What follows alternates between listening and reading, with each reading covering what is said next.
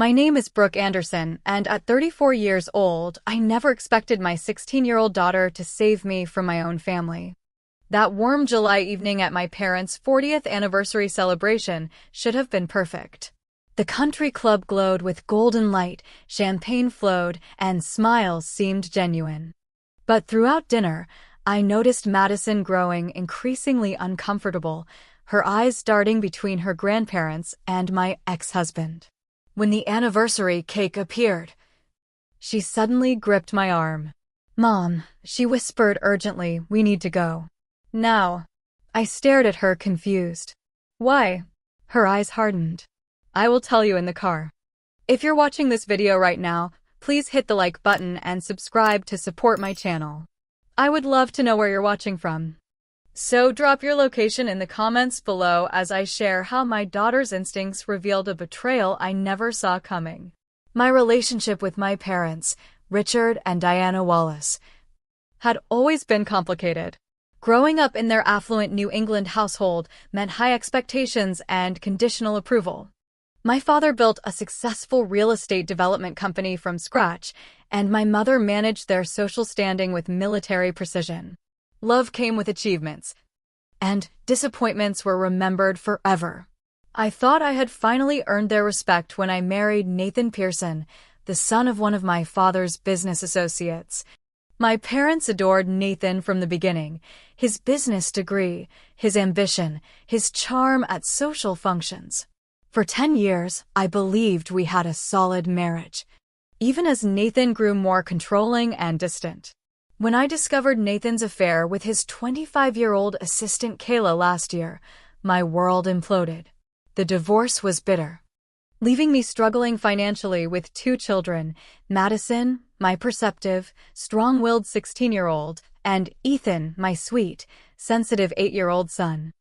I had to move from our spacious colonial home to a modest 3-bedroom apartment, take on freelance graphic design work alongside my part-time gallery job, and adjust to shared custody.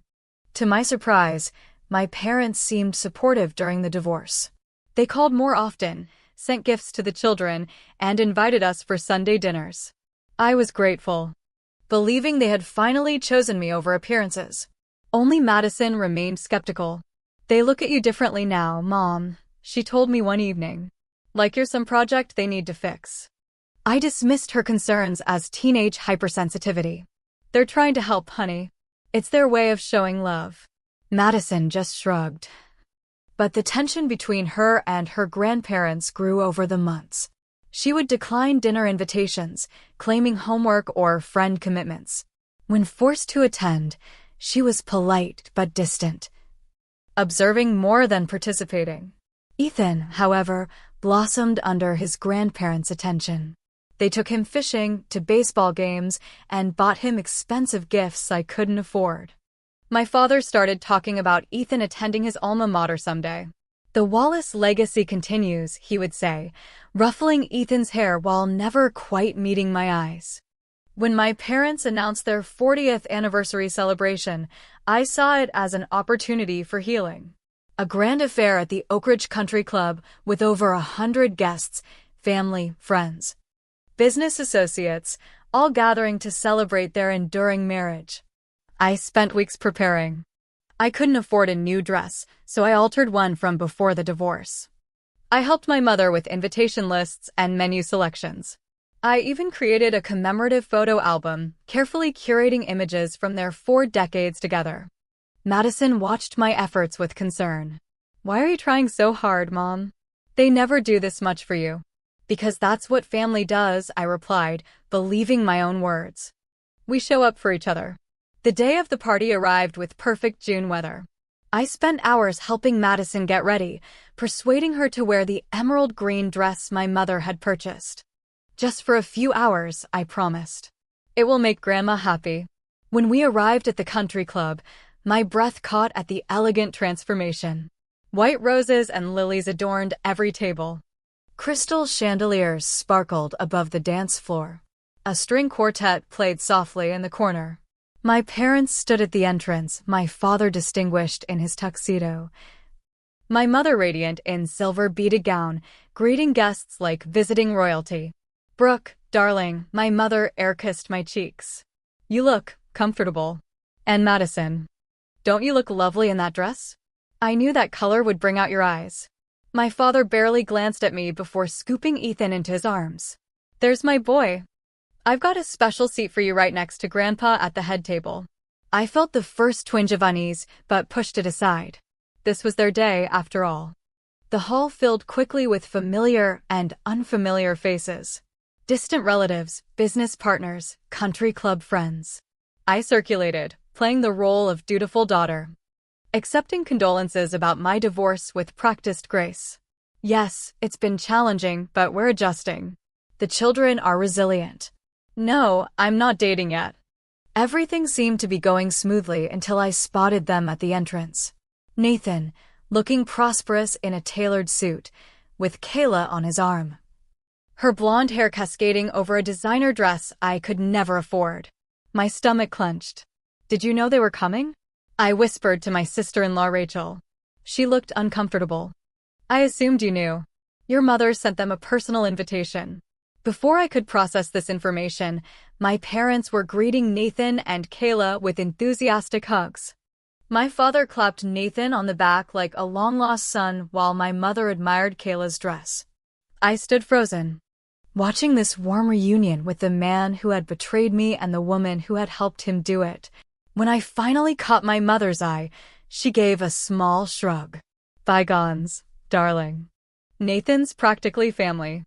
We couldn't exclude him from such an important celebration. As I retreated to the bar for a much-needed glass of wine, I noticed Madison standing in the corner, watching everything with narrowed eyes and texting rapidly on her phone. I should have paid more attention to who she was messaging and why.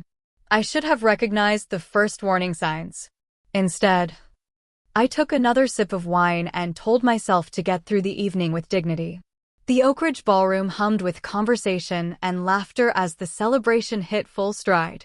Crystal glasses clinked, servers glided between groups with trays of hors d'oeuvres, and the photographer captured carefully orchestrated moments of happiness.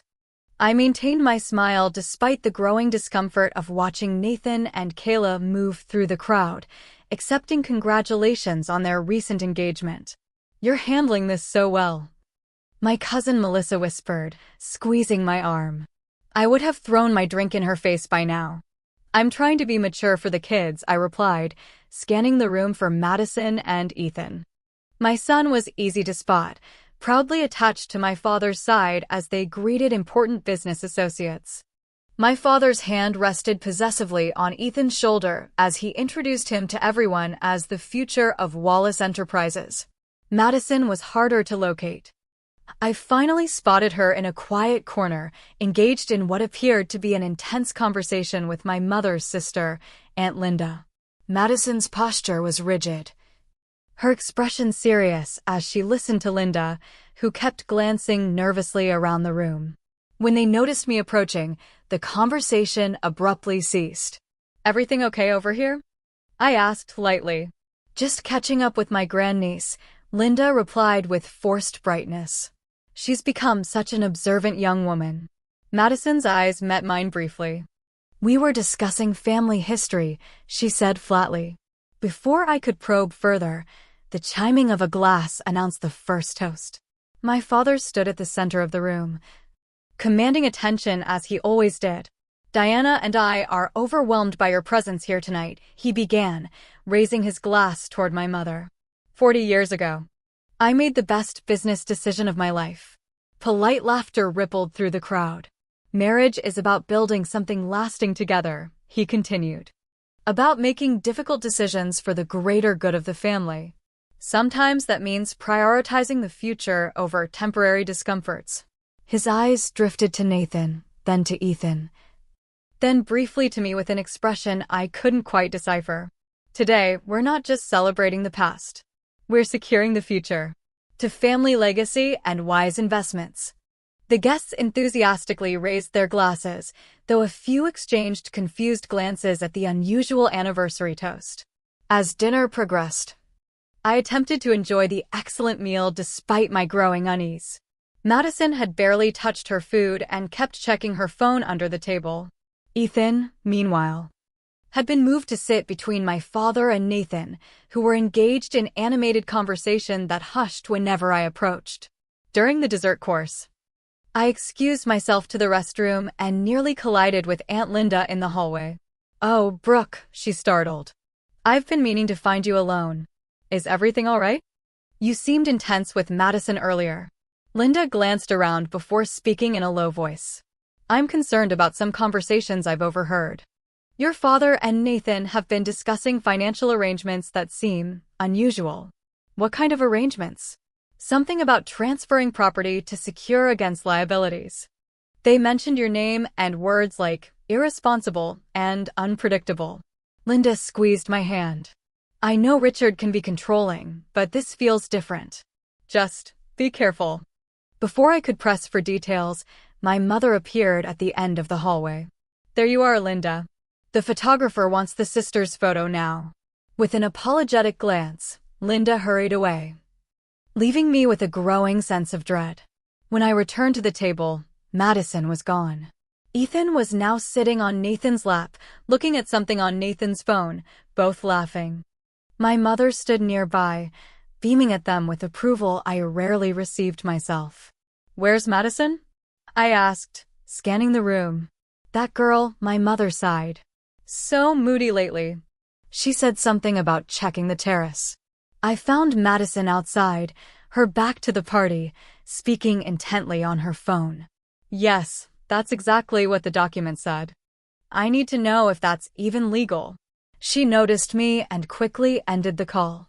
"Mom, how's the party? Who were you talking to?" "Just a friend." She tucked her phone away. "Have you noticed how much time Grandpa is spending with Nathan?" "It's probably just business talk," I said, though doubt colored my words. Madison studied my face. "Mom, have you ever wondered why Grandpa keeps all those family documents in his home office? The property deeds, the trust paperwork." "What are you talking about? How would you know what's in Dad's office?" She hesitated.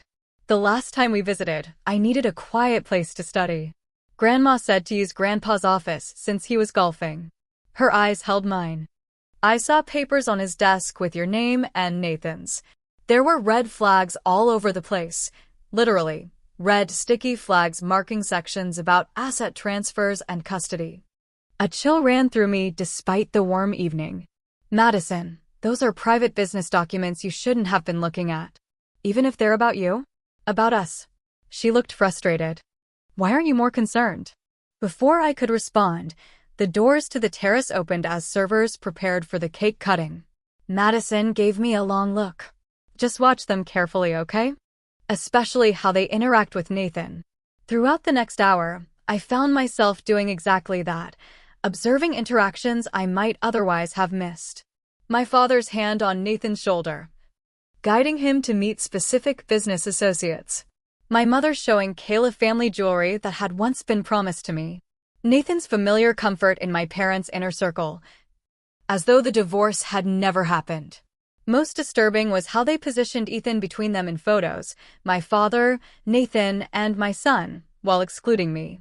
A visual representation of what suddenly felt like their actual perception of family structure. The slideshow presentation began, projected on a large screen. 40 years of love and legacy. Read the title slide in elegant script. As images of my parents' life together flashed by, I noticed a pattern. My brother Brian and his wife appeared frequently. Nathan was in numerous recent family photos. Ethan featured prominently. But images of me were sparse, and Madison appeared in only 2 group shots. It was as though they were visually erasing us from the family narrative while incorporating Nathan more deeply. When I glanced at Madison, she was watching me intently, gauging my reaction. She had noticed long before I had. As the presentation concluded to applause, my father took the microphone again. "Before we cut the cake, Diana and I have an exciting announcement." He gestured for Nathan and Ethan to join him. "Family continuity has always been our greatest concern. Today, we're taking steps to ensure Wallace traditions and properties remain in capable hands for generations to come." I felt Madison's hand slip into mine, squeezing tightly. "In the coming weeks, We'll be finalizing arrangements that will secure our family legacy through proper channels. My father's eyes briefly met mine with something like pity before returning to the crowd. Sometimes the most loving choice is making difficult decisions for those who may not understand what's best. A murmur ran through the crowd as Madison suddenly stood. I need to check something, she whispered, slipping away before I could stop her. For 20 minutes, I sat in growing anxiety, mechanically accepting congratulations from guests who stopped by my table. When Madison finally returned, her face was pale, her expression determined. She leaned close to my ear, her voice urgent. Mom, we need to leave. Now.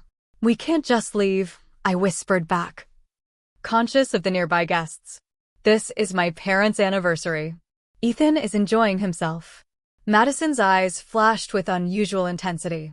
Mom, trust me. We need to go. Did something happen? Are you feeling sick? I'll explain everything, but not here. She glanced nervously toward my father's business partner, Gerald, who was watching our exchange with interest. Please, Mom. For once. Just trust me without questioning everything. The desperation in her voice gave me pause. Madison had always been sensitive and perceptive, but never dramatic or attention-seeking. If she was this insistent, perhaps I needed to listen. Let me at least say proper goodbyes and collect Ethan. Make it quick, Madison urged. And don't let Grandpa talk you into staying. I made my way to where Ethan was playing with his cousins, conscious of the curious glances following me. My mother intercepted me before I reached him. Leaving so soon? Her perfectly lined lips curved into a smile that didn't reach her eyes. The evening is just getting interesting, darling. Madison isn't feeling well, I lied. I should get her home. Send her with your brother. Brian can drop her off. You and Ethan should stay for the important announcements. I felt a chill at her insistence. What announcements? Just some family business matters. Nothing for you to worry about. She patted my arm condescendingly. Your father has everything under control. That's what concerns me, I replied, moving past her to collect Ethan, who protested leaving the party early. But Grandpa said he has a special surprise for me later, he complained. We'll come back another day for the surprise, I promised, avoiding my father's questioning gaze from across the room. Nathan appeared suddenly, blocking our path to the exit. Taking off? The night's still young, Brooke. His familiar cologne brought back unwelcome memories. Your father was hoping to discuss some arrangements regarding Ethan's education fund. Another time, I said firmly, noticing how he specifically mentioned Ethan but not Madison. Don't be difficult, he lowered his voice. This is important.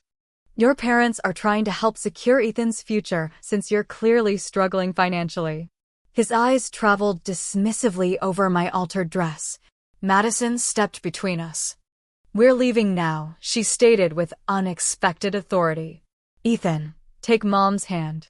As we made our hasty exit, I caught fragments of conversation from a group of my father's lawyers near the door. Transfer of deed should be straightforward once the custody modification. Wallace keeping it in the family, just not through the daughter. Nathan's name on the trust by month's end. My father caught up to us at the entrance, his expression a practiced mix of concern and disappointment. Brooke, this is highly inappropriate. We have guests' announcements to make. I'm sorry, Dad, but Madison isn't feeling well. He barely glanced at her. Then leave her with the staff. You and Ethan need to be present for the family business portion of the evening. The possessive way he emphasized family business while excluding Madison sent warning signals I couldn't ignore. For perhaps the first time in my life, I didn't yield to his authority. Whatever it is can wait for another day. We're leaving. His expression hardened. This is exactly the irresponsible behavior that concerns us. Nathan would never put personal feelings above family obligations. Nathan put his personal feelings into his assistant. I replied sharply. Yet somehow he's still the golden child. My father leaned close, his voice low enough that Ethan couldn't hear. We're trying to protect family assets from your emotional decisions. If you'd stop being difficult and accept the arrangement, this could be painless. What arrangement? I demanded. He straightened, composing his features as another guest approached. We'll discuss this when you're being more reasonable. Nathan and I have plans that benefit everyone, especially Ethan. Madison tugged at my sleeve. Mom, now. Please. Looking into my daughter's eyes, I saw fear mixed with determination. Whatever she had discovered had truly frightened her, and that decided me. I nodded, turned away from my father without another word, and guided my children through the ornate doors of the country club into the warm summer night. As we walked to the car, I felt a strange mixture of dread and relief. Something was very wrong with my family, and I was finally ready to discover what it was. The interior of my Honda Accord felt like a confessional booth as we pulled out of the country club's circular driveway. Silence hung heavy between us, broken only by Ethan's occasional sighs from the back seat as he played with the party favor he'd collected. Madison sat rigidly beside me, her hands tightly clasped in her lap, staring straight ahead at the darkening road. Are you going to tell me what this is about? I finally asked, keeping my voice low to avoid alerting Ethan. Madison glanced back at her brother. Not yet. He doesn't need to hear this. I nodded, respecting her judgment. We drove in tense silence for 15 minutes until Ethan's head began to nod, his exhaustion from the excitement of the party finally catching up with him. Once his soft snores filled the back seat, Madison straightened. Pull over somewhere, she said. I need to show you things on my phone. I found a quiet shopping center parking lot, now empty in the late evening hours, and turned off the engine. The overhead light illuminated Madison's face as she unlocked her phone. I've suspected something was wrong for months, she began, her voice barely above a whisper. The way Grandpa and Grandma talk about you when you're not around. How they've been cultivating Ethan and excluding me. But I thought maybe I was just being paranoid until today. She opened her text messages. First, I need to tell you who I've been talking to. It's Aunt Samantha. The name hit me like a physical blow. Samantha was my father's youngest sister who had been effectively excommunicated from the family 15 years ago after a bitter dispute over her inheritance. My father had always told us she was unstable and money-hungry. We hadn't spoken to her in years. How did you even contact her? I found her on Instagram 3 months ago. I reached out because... Madison hesitated. Because the way Grandpa treats you reminded me of stories I've heard about how he treated her. She passed me her phone, showing a lengthy text exchange. She's been warning me that Grandpa and Grandma might try to manipulate the family again. She said to watch for signs like them getting overly involved with custody arrangements or showing unusual interest in your finances or property. I scrolled through the messages, my heart sinking as I read Samantha's warnings and Madison's increasingly concerned responses. That's why I've been paying such close attention. But today confirmed everything. Madison's voice trembled slightly. When I disappeared during the party, I went to Grandpa's office in the country club. He keeps a briefcase there. I heard Nathan and him discussing documents earlier, and I wanted to see what they were. Madison, you can't just go through private papers. Even as I protested, I felt a flicker of pride at her resourcefulness. Mom, they're planning to take everything from you. Her eyes welled with tears. When I was looking for the bathroom, I overheard Grandpa and Nathan in the study. They were laughing about how you'd never see it coming. That's when I decided to investigate. She took her phone back and opened her photos. I took pictures of everything I found. What I saw made my blood run cold. Legal documents with my name, Nathan's name, and my parents as co-signatories. Property transfer forms for my childhood home, the Victorian house my parents had always promised would come to me, their only daughter. Custody modification petitions with notes in my father's handwriting about Ethan's proper upbringing in the family tradition. There's more, Madison said quietly. When I went back to the party, I recorded some conversations on my phone. I kept it in my pocket with the microphone exposed. She played a recording. My father's voice came through clearly. Nathan understands what's needed to maintain the Wallace name. Brooke has always been too emotional, too independent. This divorce actually gives us the opportunity we needed to restructure things properly. Nathan's voice responded, "I appreciate your trust, Richard. With the house transferred to me as Ethan's custodial parent, we can ensure the proper maintenance of family property and traditions. Brooke would just sell it to fund some artistic pursuit." My mother's voice joined in. "We've always worried about Brooke's judgment.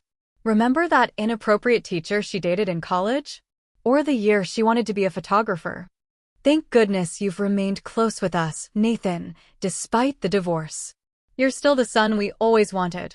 Tears blurred my vision as the recording continued, revealing more of their plans.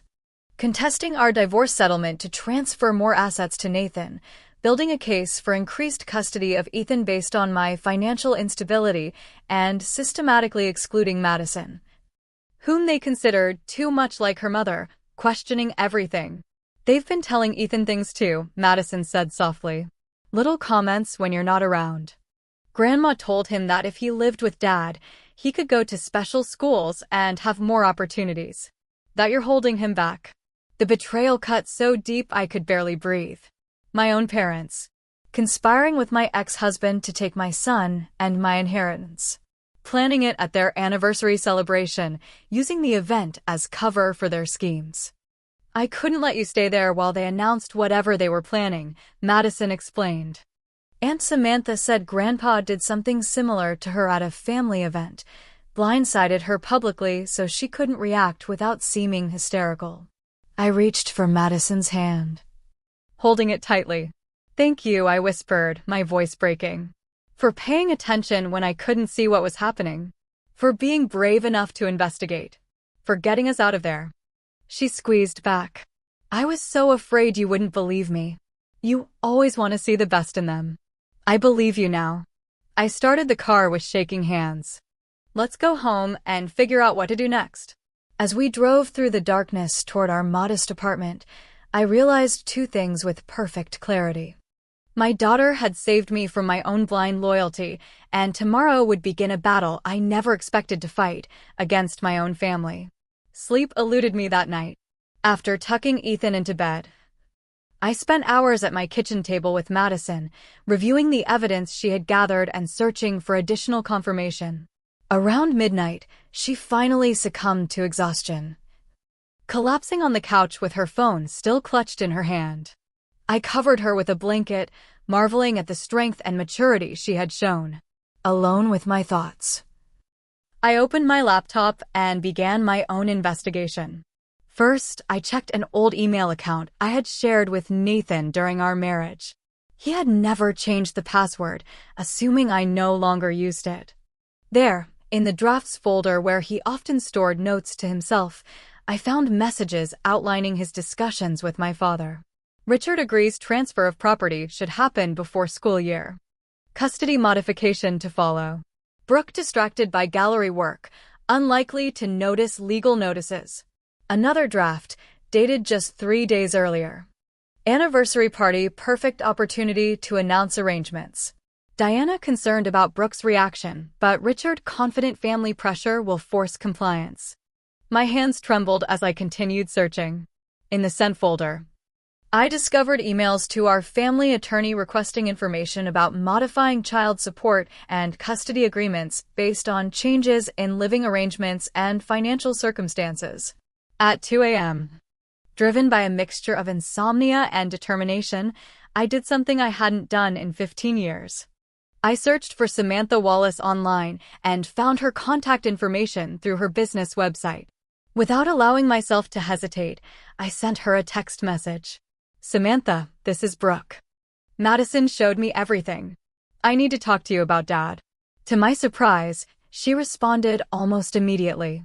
"I've been waiting for this call for years. Are you somewhere safe to talk?" We spoke for over an hour. Samantha's story poured out, how our father had manipulated her out of her portion of our grandparents' estate, using a family celebration to publicly announce changes to trusts and property ownership that had already been legally executed without her knowledge, how he had turned family members against her by painting her as unstable and greedy when she objected. "History repeats itself," she said, her voice thick with emotion. "Dad sees the family as a business and the children as assets to be managed. When I chose a career he didn't approve of and married someone outside his social circle, I became a liability to be managed out. Why didn't you ever tell me? I asked. I tried, Brooke. But you were in college idolizing Dad, planning your wedding to Nathan, his hand-picked son-in-law. You didn't want to hear it. The truth of her words stung. I had dismissed Samantha's warnings years ago, believing my father's version of events without question. I'm sorry, I whispered. I should have listened. What matters is that you're listening now, she replied, and that you have Madison. That girl is extraordinary, perceptive, brave, loyal. When she contacted me, I recognized myself at her age. Before Dad broke my spirit, before ending the call, Samantha offered practical advice and the name of her attorney. Document everything. Don't confront them alone. And whatever you do, don't sign anything. At dawn, I called my brother Brian, who lived across the country and had always maintained a careful distance from family drama.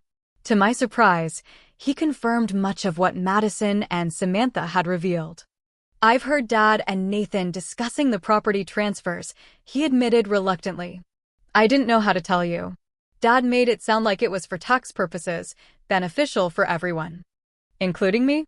I asked bitterly. His silence was answer enough. Why, Brian? Why would they do this? He sighed heavily. Dad never forgave you for pursuing art instead of business.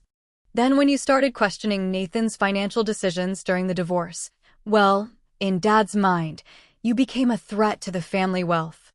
Nathan promised to keep everything in the family bloodline through Ethan. And Madison? She's too independent. Too observant. Like you used to be before. He trailed off. Before I learned to stay quiet and go along with everything, I finished for him. I'm sorry, Brooke. I should have warned you.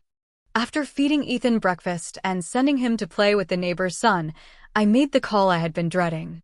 With Madison sitting beside me for moral support, I phoned my parents' house. My mother answered, her voice cool and controlled as always. Brooke, your behavior last night was completely unacceptable. Your father is extremely disappointed. Put Dad on the line too. I replied, I want to speak with both of you. A moment later, my father's authoritative voice joined the conversation. I hope you're calling to apologize for that embarrassing display. Actually, I'm calling about the documents you and Nathan have been preparing. The property transfers, custody modifications, and trust realignments. The momentary silence confirmed everything. Those are private family business matters, my father finally responded, his tone hardening.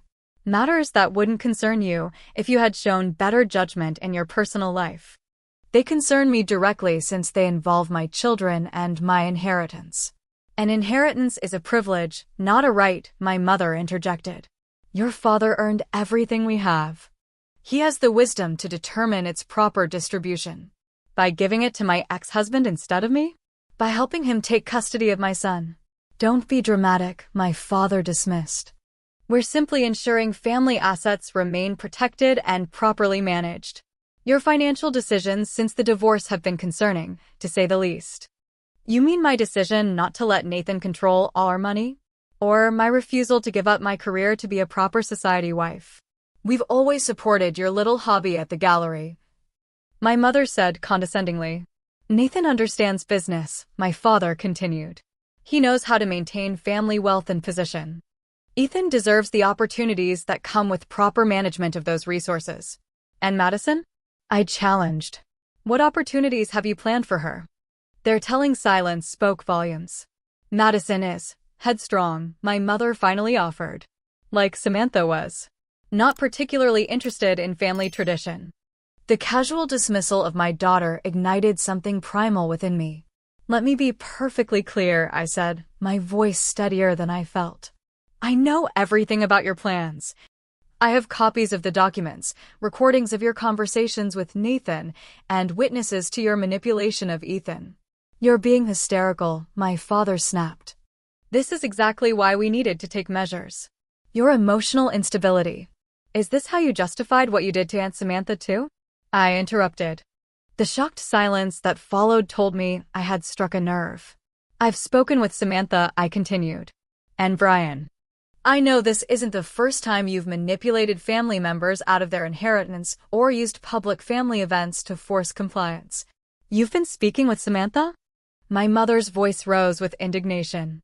That unstable, ungrateful. That's enough, I cut her off. I'm meeting with an attorney tomorrow. Any communication going forward should go through them. And tell Nathan the same. You're making a serious mistake, my father warned. We were trying to help you. No, Dad. You were trying to control me, like you've always done. But it stops now. I ended the call and sat in silence with Madison, whose eyes shone with a mixture of fear and pride. What happens now? She asked softly. I pulled her into a hug, drawing strength from her courage. Now we fight. Not just for our financial security, but for our freedom from their manipulation. As I held my daughter, I felt something shifting inside me, decades of seeking approval transforming into a resolve to protect what truly mattered, my children and my dignity. The next morning, I contacted Jennifer Reeves, the attorney Samantha had recommended. Unlike the family lawyers who had handled my divorce, men who played golf with my father and had known Nathan for years, Jennifer had no connections to the Wallace family. Her office was modest, but professional, her manner direct and unimpressed by family names or social standing. Your situation isn't unique, she told me after reviewing Madison's evidence and my additional findings. Wealthy patriarchs often use family trusts and property as control mechanisms. The good news is that your daughter's documentation gives us leverage. What about the custody threats? I asked, my greatest fear surfacing. Nathan has more financial resources, especially with my parents backing him. Money influences custody battles, but it's not the only factor. Courts prioritize the children's well-being and established relationships. Jennifer tapped Madison's recorded conversations. Their transparent discussion of using Ethan as a pawn in financial maneuvering works in our favor.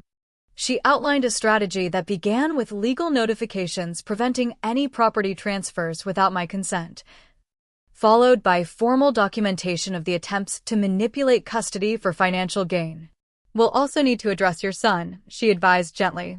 From what you've described, they've been conditioning him to prefer time with his father and grandparents through gifts and promises. Madison, who had insisted on attending the meeting, spoke up. Ethan's confused. He loves Mom, but Grandpa keeps telling him that living with Dad would mean private school and a bigger room. Jennifer nodded thoughtfully. Children are perceptive but vulnerable to manipulation. Family therapy might help him understand what's happening in age-appropriate terms. After establishing legal protections, I took the next difficult step, confronting Nathan directly. Following Jennifer's advice, I invited him to meet at a neutral coffee shop, recording the conversation with my phone visible on the table. This is unnecessary, he complained, glancing at the phone. We could discuss family matters privately. Family matters became legal matters when you conspired with my parents behind my back, I replied, maintaining the calm demeanor Jennifer had coached me to display. Initially, Nathan denied everything, claiming misunderstanding and exaggeration. But when I referenced specific documents and conversations Madison had photographed and recorded, his strategy shifted. Your parents approached me, he admitted, lowering his voice. They were concerned about your emotional state after the divorce, worried about the children's stability. And their solution was transferring my inheritance to you and modifying our custody arrangement? He had the grace to look uncomfortable. Richard believes family assets should remain under proper management. The house, the trust fund, these are Wallace family legacies. That I'm apparently unworthy to maintain because I divorced you after your affair. Nathan leaned forward, his familiar persuasive tone emerging. Be reasonable, Brooke. Your father is offering financial security for Ethan's future. All you need to do is cooperate with the new arrangements. And Madison? What does the arrangement offer her? His hesitation confirmed what I already knew. Madison is different, more independent. Richard thinks. That she's too much like me, I finished. Not controllable enough. Our conversation ended with Nathan realizing I wouldn't be manipulated. As he left, he delivered a final warning. Your parents have resources and influence you can't match. Don't turn this into a war you can't win. His words might have intimidated me once, but Madison's courage had awakened something dormant within me, a willingness to fight for what was rightfully ours.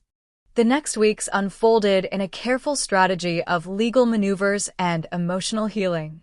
Jennifer filed court documents protecting my parental rights and blocking any property transfers. I scheduled sessions with a family therapist specializing in parental manipulation, bringing both children to create a safe space for Ethan to express his confusion. Grandpa says Dad needs me more than you do, he confessed during one session, his 8-year-old face creased with worry. He says I'm the Wallace heir. You're my son first, I told him gently. And you don't have to carry adult worries or choose between people who love you. Madison thrived in this period of honesty, no longer carrying the burden of protecting me from painful truths. She maintained her communication with Samantha, who provided valuable insights into my father's previous manipulation tactics. The most unexpected support came from my estranged sister. After 15 years of separation engineered by my father, Samantha and I rebuilt our relationship through late-night phone calls and weekend visits. She had built a successful interior design business in Colorado, married a kind professor, and raised 2 children I barely knew. Dad uses the same playbook every time, she explained during her first visit to our apartment. Identify the family member who questions authority, label them as unstable or irresponsible, isolate them from allies. Then use a public family event to announce decisions already made in private. I can't believe I never saw the pattern, I admitted. Because he's careful to target only one person at a time. Everyone else stays in line, afraid they'll be next. She squeezed my hand. But he miscalculated with you. He didn't account for Madison. Indeed, Madison had become my strongest ally.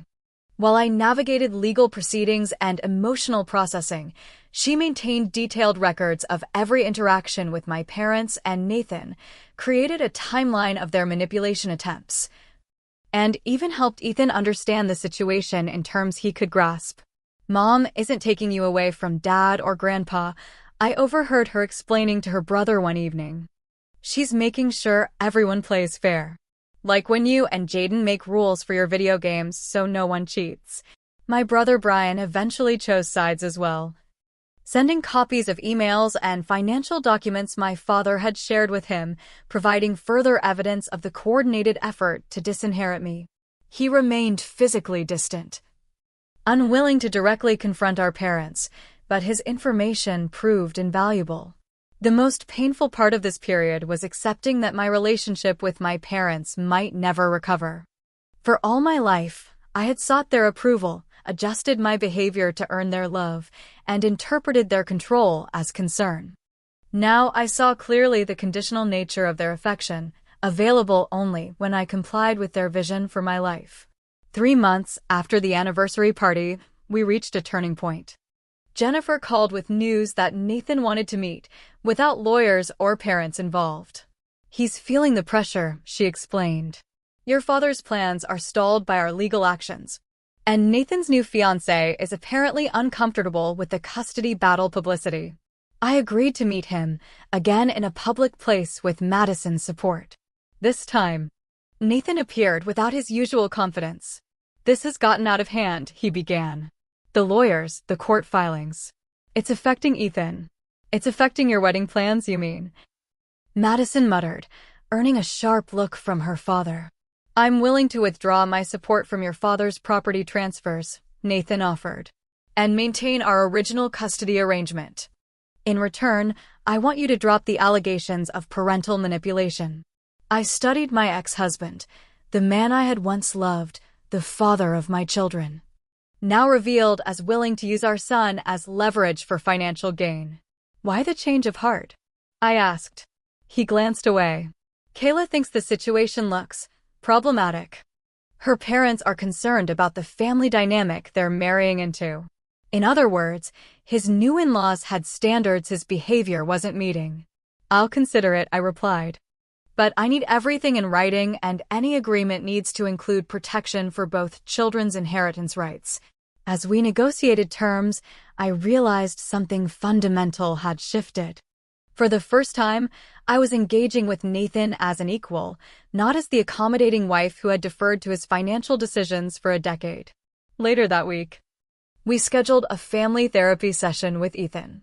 With the therapist's guidance, Nathan and I explained that we had resolved our disagreements and would both continue being his parents, without him needing to choose sides or carry adult concerns. "Does this mean Grandpa won't be mad at Mom anymore?" Ethan asked, revealing how aware he had been of the underlying tensions. "Your grandparents and I have different opinions about some things," I explained carefully. "But none of that changes how much we all love you." It wasn't the whole truth, but it was what he needed at 8 years old. The full reckoning with my parents would come later. 6 months after my parents' anniversary party, we gathered in a conference room at Jennifer's law office. The tableau would have been unimaginable to me a year earlier, my parents seated stiffly on one side of the table, Nathan beside them but maintaining a careful distance, Samantha beside me offering silent support, and Madison sitting tall and composed at the head of the table, her evidence folders neatly arranged before her. Jennifer had orchestrated this meeting as the final step in resolving the family dispute. With Nathan having withdrawn from my parents' schemes and Brian providing additional documentation of their plans, we had assembled an indisputable case of attempted financial manipulation and parental alienation. "Before we begin," my father announced, his authoritative tone unchanged despite the circumstances, "I want to register my objection to Samantha's presence. This is a family matter." "Samantha is family," I replied simply. "And her experience with your financial manipulations is directly relevant to these proceedings." My mother dabbed at imaginary tears. "I don't understand how it came to this. We only wanted what was best for Ethan and the family legacy. By excluding Madison and taking my inheritance?" I challenged. "By poisoning my son against me?" "We never," my mother began. But Jennifer interrupted by placing Madison's recorded evidence on the table. "Perhaps we should review the documented conversations before continuing with denials," she suggested mildly. What followed was a methodical presentation of the case we had built, the secret meetings between my father and Nathan, the planned property transfers, the custody modification strategy, the disparagement of my parenting and financial competence, and most damning, the deliberate attempt to influence Ethan's preferences through promises of material advantages.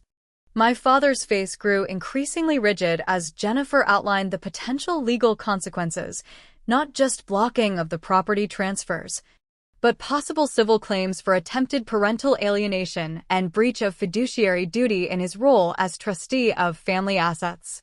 "What exactly do you want?" he finally asked, his voice cold.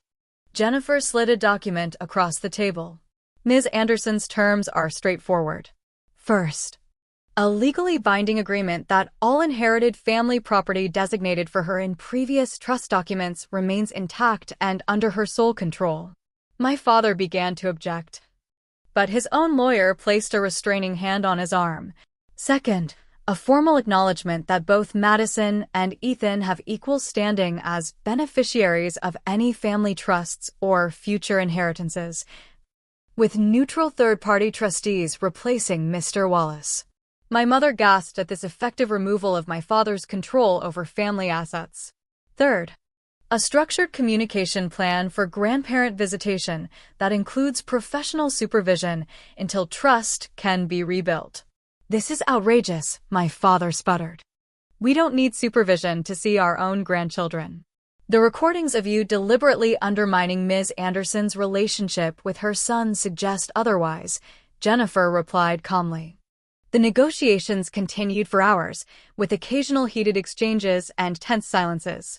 By late afternoon, an agreement had been reached that protected my inheritance, established equal treatment for both my children, and created boundaries for my parents' involvement in our lives.